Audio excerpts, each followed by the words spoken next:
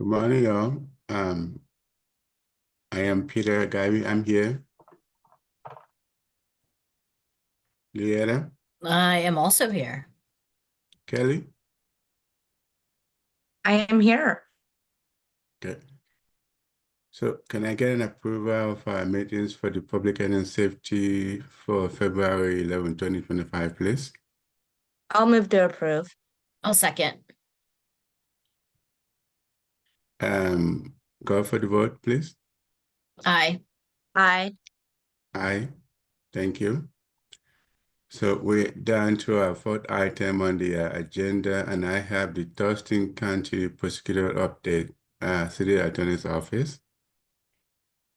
Good morning. Yes, we're lucky to have John Thunheim and Christy Peters with us this morning to give us an update on prosecution services, and I don't think they really need any introduction, so I'll turn it over to them.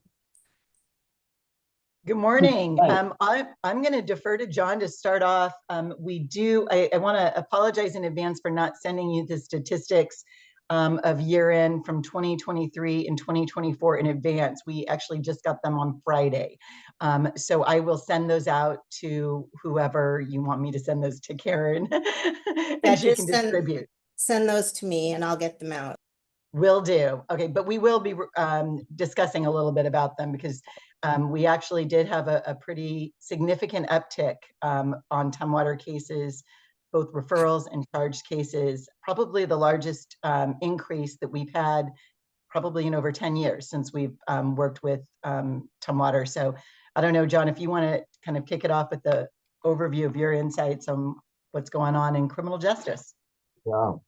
Well, good morning, everybody. As Christy said, we have an uptick, and I actually don't think this is unique to Tumwater. We're looking at numbers across our county caseload as well, but it feels like the numbers are ticking up in most categories. The most significant increase, it looks like to me, was in non-domestic violence referrals. So that would be basically anything that comes in that's not categorized as domestic violence. Domestic violence referrals were up slightly over 24 over 23.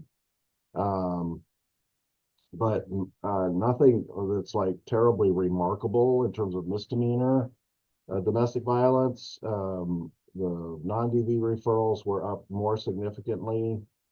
But we were up across all categories, including impaired drivers, DUIs, and we actually charged more. We charged a higher number of domestic violence cases. So when I say they were up slightly, that's total referrals coming into our office. The number of cases we actually charged were up, meaning that we had the number of cases that rose to our filing threshold increased in terms of level of evidence. A couple of just general updates. We are now fully staffed in district court for lawyers. That was not necessarily true last year or the year before particularly. But we've been really focused on the last 18 months on recruiting and retaining our lawyers and having some pretty good success that way. We've hired a number of our interns. So we started a program about 2 years ago, conceptually putting it together and implemented it about 18 months ago, where if we have a third-year law student who's been working for us in a capacity we call Rule 9, which means basically they can do everything a lawyer can do. They just do it under the supervision of another lawyer. So it's kind of analogous to an apprenticeship, if you will, a courtroom apprenticeship. And if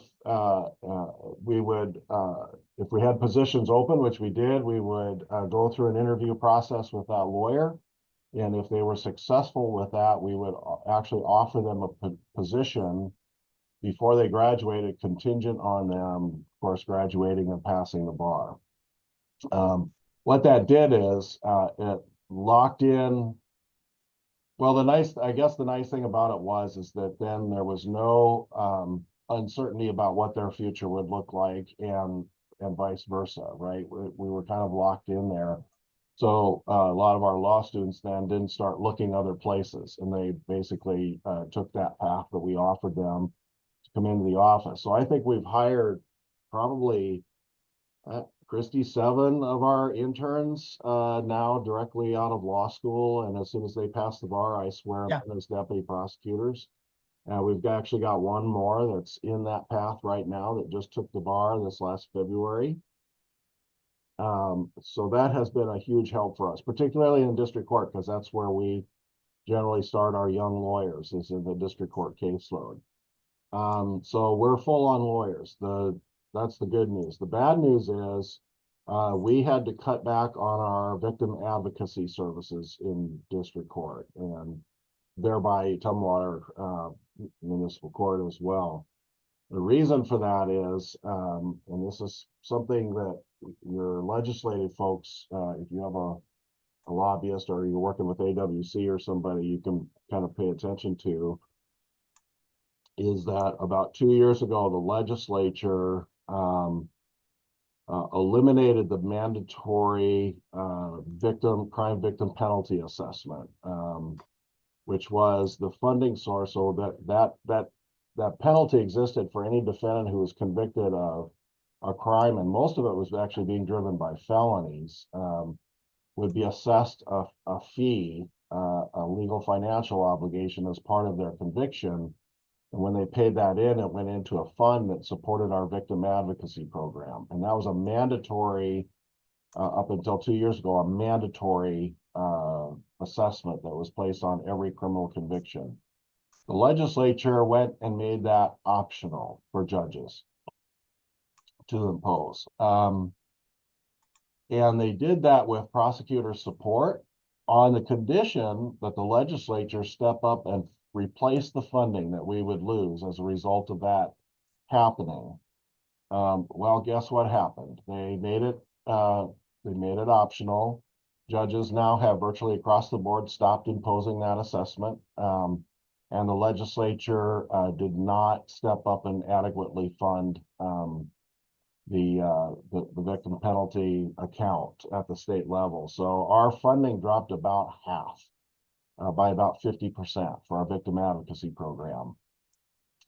And that has really impacted us. So we've had, I think, 2 advocate positions that we've decided not to fill until at least after session, to see what happens with the funding that's supposed to be happening at the state level. But we know what the finances look like at the state level as well. So I've got a lot of hesitancy of trying to, I don't want to hire somebody into a position to turn around and have to lay them off in a few months because we can't fund it.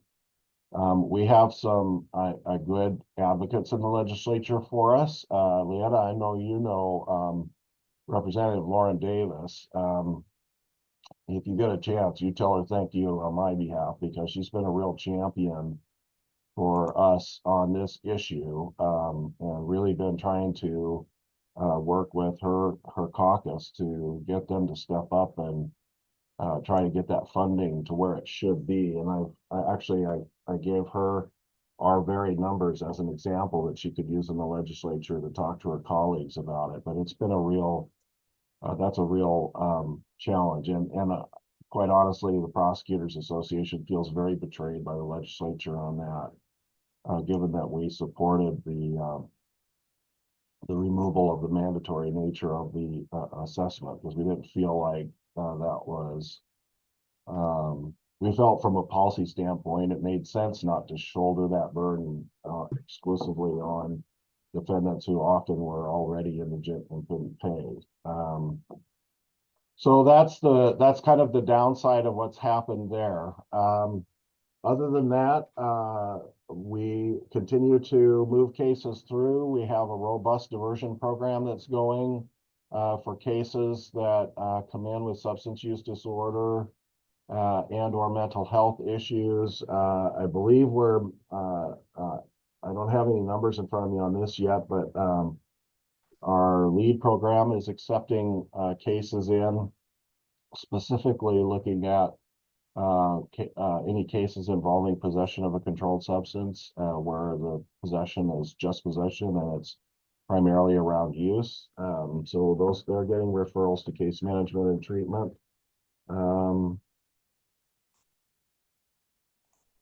Yeah, I think that's about it. Christy, if there's anything that I've missed that you want to fill in around, please go ahead, and then Sure. we can do some question and answer. Sure. Just a little follow-up on the domestic violence impact, what that means for not only Tumwater domestic violence cases, but any domestic violence cases in district court.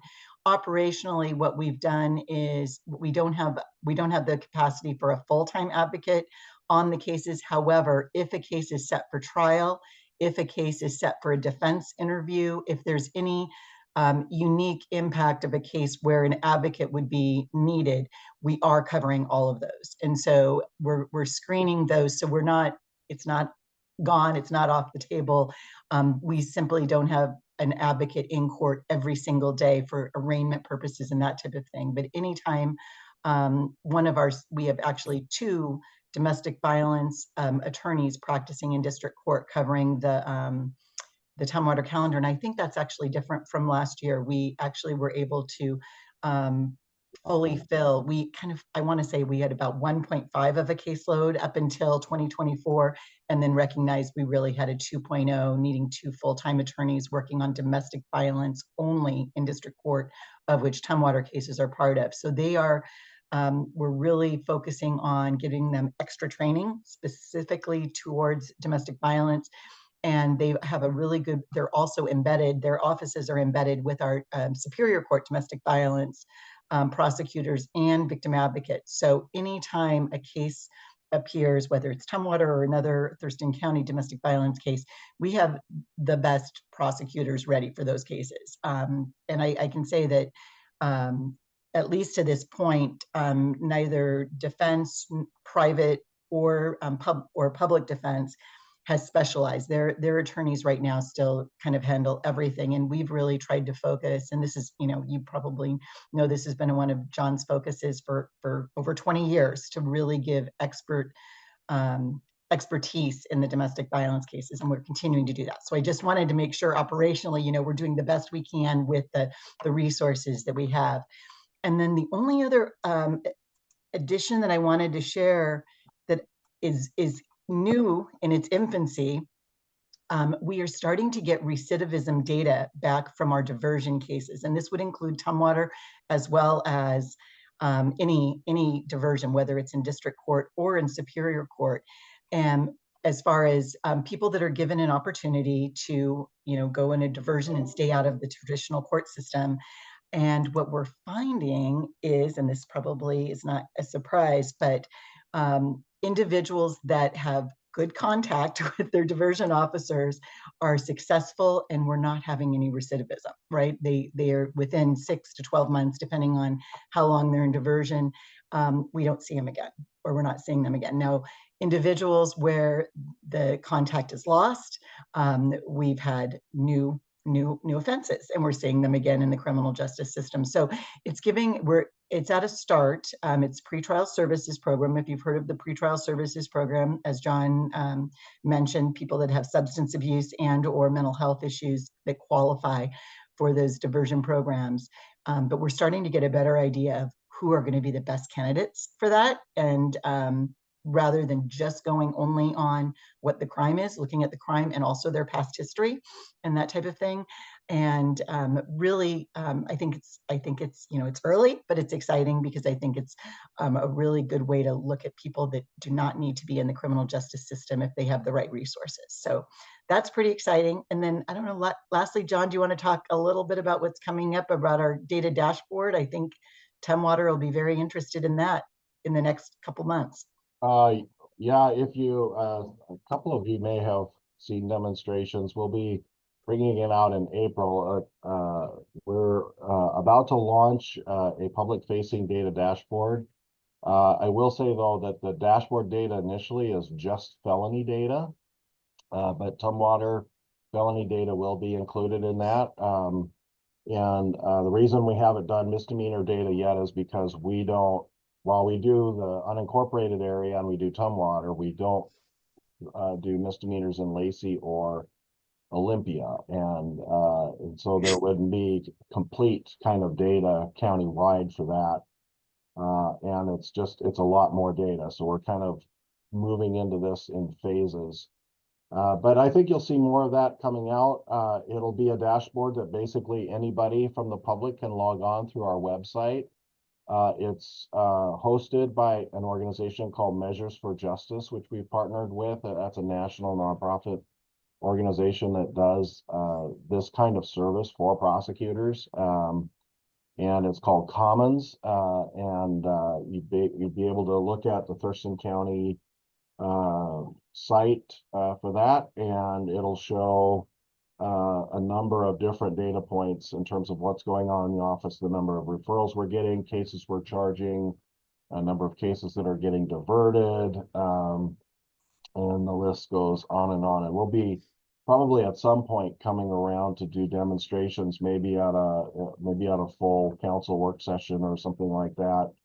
But the roadshow will start probably sometime this summer, where we'll be demonstrating and showing people how to use it. So we're pretty excited to actually get that launched. That's been a project we've been working on for a couple of years. And it just takes that long to be able to figure out how to organize the data, how to collect it, maintain it, and then deliver it to the folks that are producing this thing so that they can turn it into a really nice graphic format for us. So that's upcoming.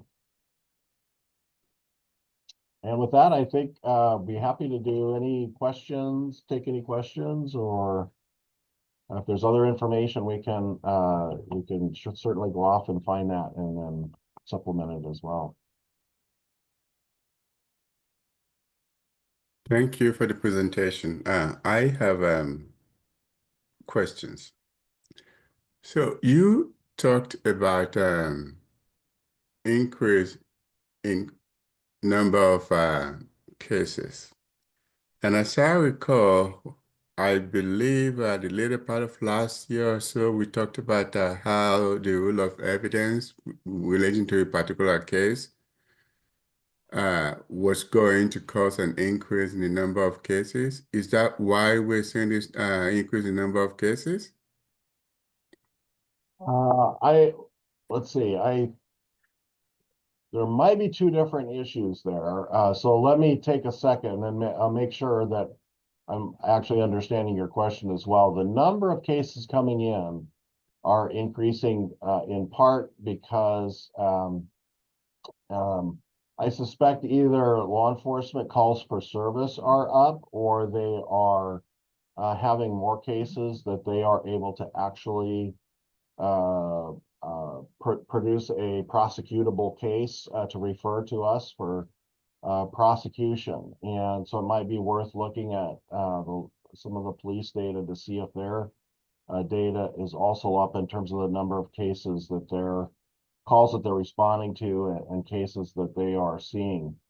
The evidence issue, and this is where I want to make sure I understood your question, but I am going to make a comment that the prosecution and defense, for that matter, practice has changed substantially with the introduction of video evidence, and particularly body cams. And right now, Tumwater Police, I think, Jay can certainly correct me if I'm wrong, but I think they're running dashboard cameras on their cars, but haven't yet implemented body cameras. So although my understanding is that is forthcoming at some point. Yeah, okay, I'm getting a thumbs up from Jay. And that really has changed in the other departments that have added body cams now, which are, I think all the other departments have body cam programs. So that's County, Lacey, Olympia. I think Yelm has implemented body cams, and then the State Patrol is just rolling them out as well. It adds a lot more work per case because now somebody's got to actually go through that and watch all the video evidence, and that it takes more time to do that than simply reading through a report, a narrative report that the officer generates. So the lawyers are reporting back to me that their time being spent on cases is increasing per case. So even if the caseload numbers detect or tell us of one kind of workload increase, but the other kind of workload increase that's happening is they're having to spend more time per case looking at these videos, and particularly like impaired driving cases where, you know, the officers are often going through the field sobriety tests and everything, and that's all now being recorded on video. Good evidence, but it just takes longer to process, and it also takes us longer to process in terms of being able to provide it to defense as discovery. I expect that is going to increase. I'm going to make one more other comment about something that's coming up that I hadn't thought of when I was talking initially, and that is this year the State Prosecutors Association is undertaking a workload study for prosecutors across the state at the misdemeanor and felony level to try to get a sense of what is the workload of prosecutors, how's that changing in terms of the addition of video evidence, video cameras, and so forth, the body cams, and then also creating some like best practice standards in terms of what a caseload should be for a prosecutor. I'm sure you've heard about the defense, the public defense caseload standards that are being considered by the Supreme Court right now, which I will tell you, I think would be would have just huge financial impacts on cities and counties across the state. And I personally feel very skeptical about the study, the legitimacy of the study on which those standards were produced. But that being said, prosecutors, we decided we wanted to do a study that was based on Washington data. So our study is being commissioned with an organization that does this for states at the state level. And I expect sometime this fall, we'll probably see a report from the Prosecutors Association coming back on what is the current workload and what is the best practice workload. I'm sorry, Peter, I probably gave you way more than you were even asking for there in your question, and I want to make sure I answered your question. So I'll turn it back to you. And then I think it looks like Kelly's got her hand up too, but. Thank you.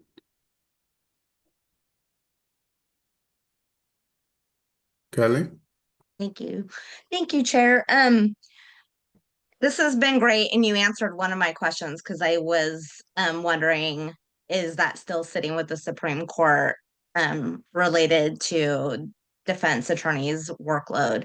My other question is I know that since the legislature hasn't made good on their promise to help with the advocacy funds, is there a way to partner with agencies like LNI that have crime victims funding that might work in the interim, or is that something that we wouldn't be able to take advantage of? Or Yeah, not that fund. The crime victim fund that's in LNI is a fund that's kept directly for victims to get. It's basically almost like run like an insurance fund, so that uninsured losses by victims they can make a claim against this fund to get help them pay expenses that might be resulting from the crime that they've incurred. So that's a direct pay to victims fund. So that is kind of a separate body of funding. There's, the state also gets federal funding to distribute among the counties, but of course the issue right now is that the federal funding is drying up as well. The federal victim money is not being appropriated to the states the same either. So the state's kind of in this place where it's not only do we see this the lessening of the victim penalty assessment, but all of the other federal monies being reduced as well. So I kind of understand a little bit in the sense that they're being hit from both sides, but again, the cynical part of me says, you know, you asked for this, you know, and you made the decision to do this, so you know, step up and you know, deal with it. But great question, Kelly.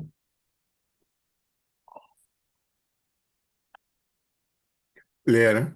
Thank you, Chair. Thank you both for that. One of the things it aligns with Kelly. How is your relationship with Family Support Center and Family Education Support Services, right? When there's a gap or you see and you're like, oh, what does that process look like to connect them to nonprofits that are providing those additional services as a safety net? Yeah. Well, I'll take both of those. They're both great friends of ours. I think is the way I would characterize it, and partners. Family Support Center in particular, we have a very strong relationship with them. Our domestic violence unit is actually housed out at the Family Support Center. So they're integrated in, and we've are in some conversations now with Natalie and Trish over there to try to organize a like a community summit sometime this year to kind of reinvigorate the community around domestic violence and intimate partner violence issues. But we have the ability to directly refer victims there for other services. So that's something I think that's used frequently when somebody's looking for housing or, you know, something like that. The Family Education Support Services, they get referrals. I think a lot of their referrals are actually coming from the civil court around parenting and things like that. But where we see opportunities to partner with them, we can. And we, as I said, we consider them a great friend. The other thing I'm going to just say is that there is a project that is going on that the state has been funding through some of those federal victim services money called the Domestic Violence High Risk Team, DVHRT. Right now that is being managed by Safe Place. And Safe Place has been kind of struggling in terms of their staffing and so forth. So recently, Christy and Carla Carter from the Sheriff's Office and Matthew Solomon at Safe Place sat down, talked through some of the issues there. I've asked Christy and my domestic violence lead, Randy, and our team to try to really give that project some priority now and really start looking at it closely. I think it's a good strategy. The idea is that we will watch for cases that have high risk of injury, recurring injury to a victim, and prioritize those cases using a risk assessment tool called the DALE, which is the Danger Assessment for Law Enforcement. But it's right now the project is still very new, and so we're just kind of trying to get our hands around it and figure out how to make it workable across the county. Right, as of right now, the only law enforcement agency that is working with us is the county, and we're hoping that the cities will come on board then as we start to get the thing more organized. I don't know, Christy, if you want to make any comments about DVHRT, please. Well, the only other thing, John, is that the investigator position. Oh yeah, okay. That's going to be significant. We got a 3-year grant from the the Office of Crime Victim Advocacy. That's actually within the Department of Commerce, just so everybody knows that. And we got a 3-year grant. It's part of the DVHRT funding for a domestic violence investigator. The reason that we're so excited about it is the first investigator position in the history of our prosecutor's office. I've been trying to find a way to get an investigator into our staff. We are now at that level where we should be having an investigator work with us. It takes some of the burden off law enforcement in things like follow-up work or tracking down witnesses for trial and things like that. And we anticipate that position will also be taking a leadership role in trying to really get this DVHRT project up and running. Just Chair, if I may, just what I wanted to share is like my take home message is that no matter the constraints that you experience from year to year to year, I think back when we didn't have LEAD, I think back when this dashboard was not a reality, right? And that the partnership we have with you, what I am thankful for is the continuous improvement and adapting to the needs of our community and identifying those services. So that's one of the things I think a lot of people in our community don't realize all the stuff that's happening behind the scenes to better provide service for anyone who has whatever type of contact with the justice system. So I appreciate all that work, right? And I know it's forever ongoing. And anytime you get something, then it's like, oh, what's this? Oh, what's this? So to be able to have that thought process to expand who could apply for LEAD, I think could be a game changer of adapting. So thank you both for everything you do and all of your staff. Yeah, absolutely. I appreciate those words. You know, the very definition of hope is the belief that we make the future better. And that's the philosophy that we have, is we're constantly finding ways to make things better, just whatever resources we've got, right? We do what we can. Peter, one more thing. One thing I'm interested with the data that John and Christy have, it would be interesting. This is for Acting Chief Mason and Acting Deputy Chief Carlos, is comparing that data that they have versus the calls that are coming in for 911. I know there's a list of codes that come in. I would like to see the calls that are coming in Tumwater that are domestic violence or not, and how that what's coming in versus what's getting prosecuted, if there's any trends or data. So that's just something I would be interested in, right? We have the end result, but what's the beginning? If that makes sense, Acting Chief Mason. Yeah. So we traditionally have provided a overview to public health and safety on police operations, annual police operations for the previous year. We usually do that about May, I believe. And we do talk about, calls for service, arrests, and referrals, that kind of thing. One of the things we've always wanted to be able to track, and it's so complex to be able to track a referral to a prosecution outcome. It just because and I don't know, and John and Christy might be able to talk to it, because we've always wanted, we can tell you how many cases we refer up to the prosecutor's office, but we have no idea. We don't have statistical data to tell us out of the 600 cases you sent up for prosecution last year, these are the outcomes. And because it is so complex, and I'll let John and Christy talk about their process, but that's where we don't have the full picture. But I do think you will see our workload and our work process when we do our presentation of our annual data to you later this year. Perfect. Thanks, Jay. The other thing that's happening in the background, you may have already heard about this, I don't know, is that the law enforcement agencies in Thurston County are in the process of moving forward on a new record management system. And we are at the table in that conversation with the goal to try to see if we could actually link our two record systems now. So that referrals can happen electronically right from the RMS into our system.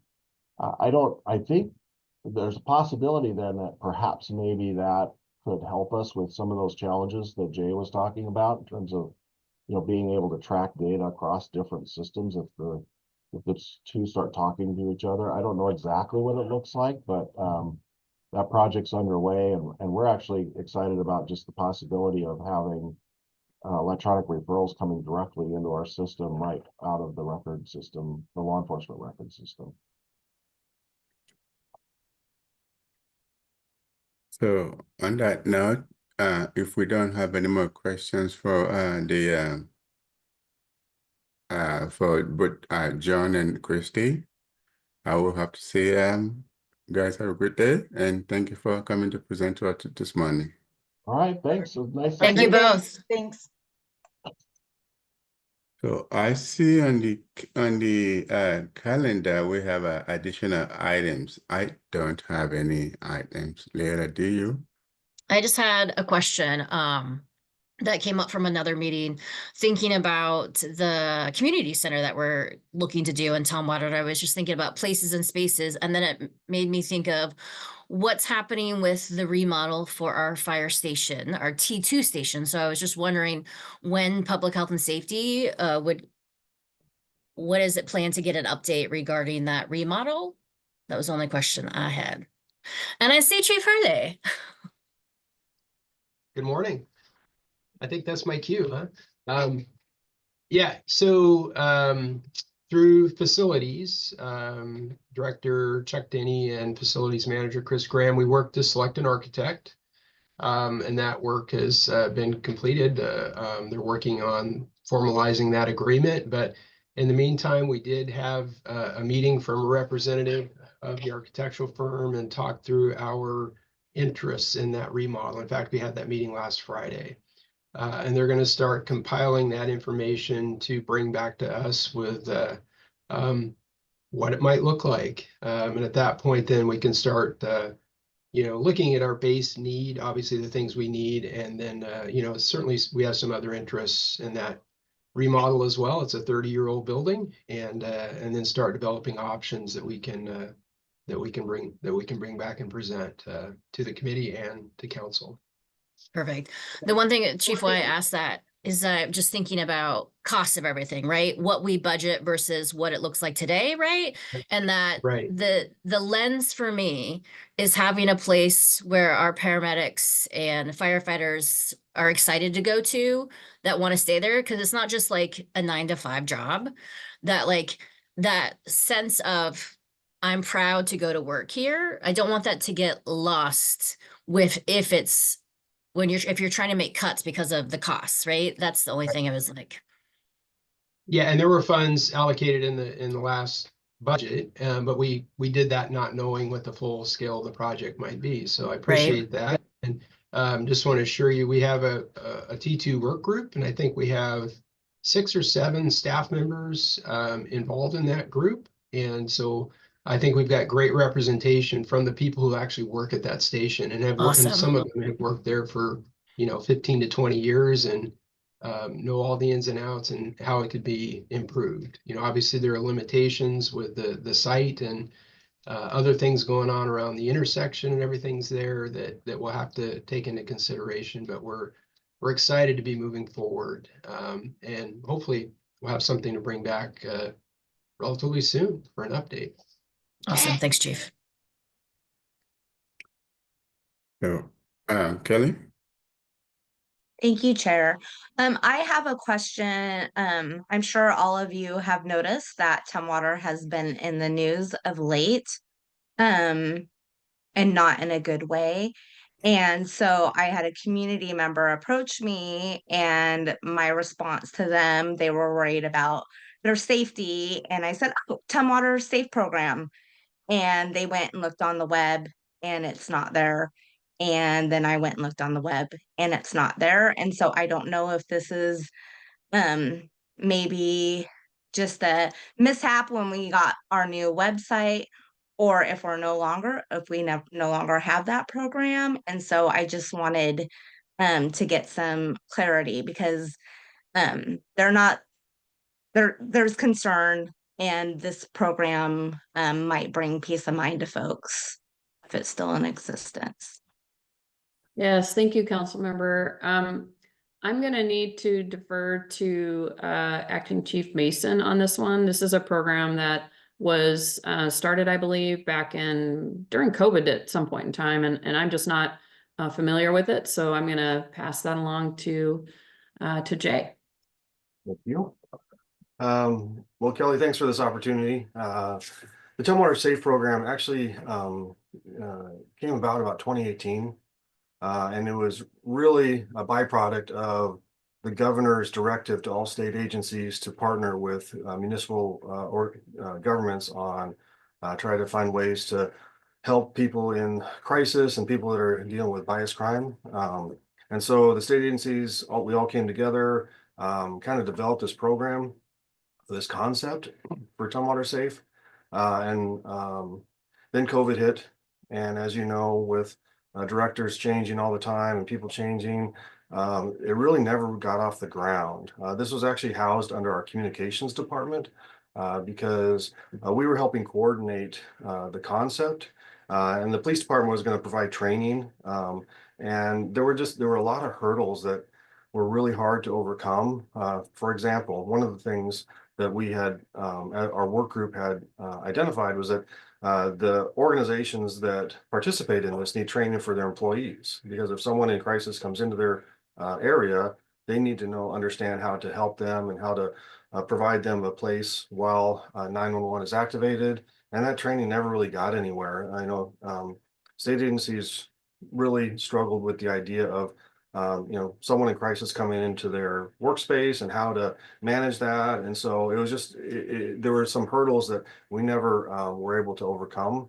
And so the program itself really kind of fizzled out of existence. And I can't tell you what time, but so that's how this came about. The other piece too is that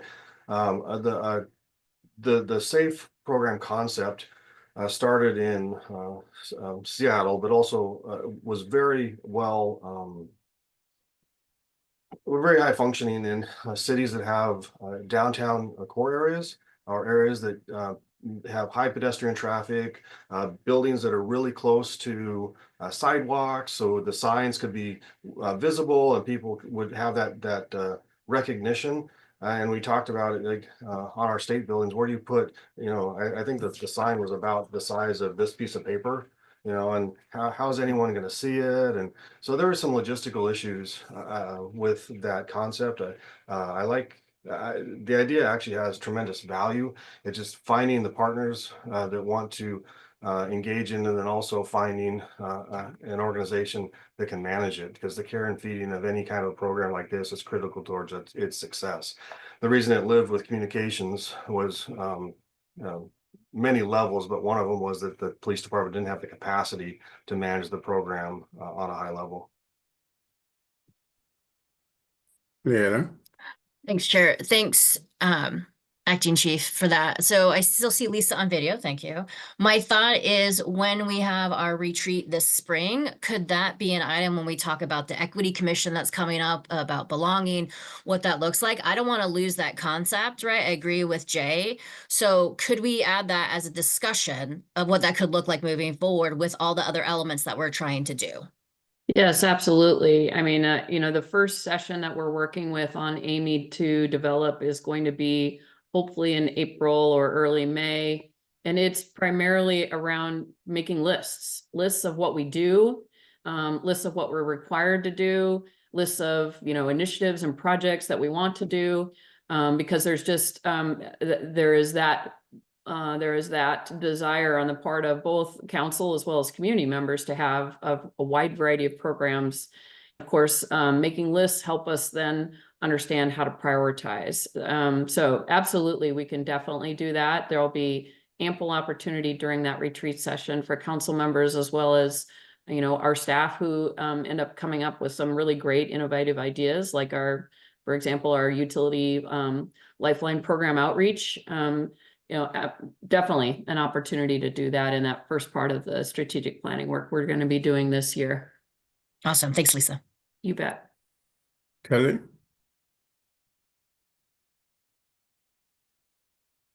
Oh my gosh, my mute will not unmute. Sorry. It's daylight savings, everyone.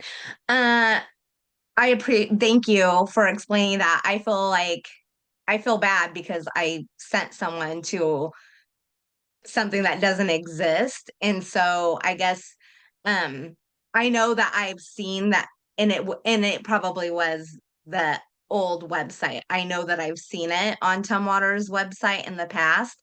And so I'm going to get on my managing expectations soapbox a little bit. When programs like this fizzle out, there needs to be some kind of communication to council that it's not going to be on the website any longer, or it's not going to, it's just something that we're not able to do. So I'm not mistakenly sending community members to our website for a program that I'm under the assumption that still exists.